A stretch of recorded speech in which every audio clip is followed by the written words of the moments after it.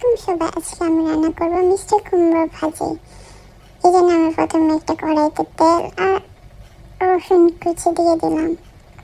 এরপর আমরা কিছু পাঁচফোড়ন দিব, তারপরে এটা একটু ভাজা হতে দেব, একটু ব্রাউন কালার হইলে তারপর আমরা আমি এখানে একটা ভিডিও স্কিপ করছি। আমার একটা কল ছিল ইম্পর্টেন্ট, তার জন্য আমি এখানে ভিডিওটা দিতে পারি না। আমি এখানে পেঁয়াজ আর মশলা আর একটু চিংড়ি মাছটা কষিয়ে নিয়েছি। এরপর আমি মিষ্টি কুমড়োটা দিয়ে দিলাম।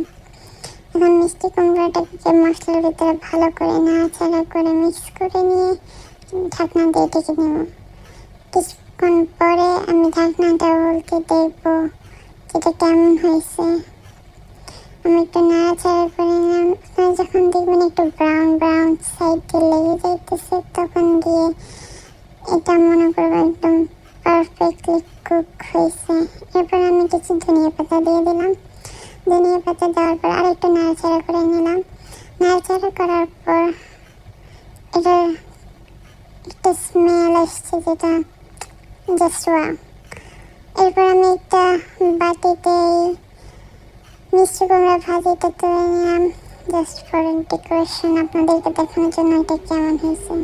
Let's see. এটা আমার মিষ্টি কুমড়া ভাজি আর এটা আমি ফার্স্ট টাইম মেক করছি।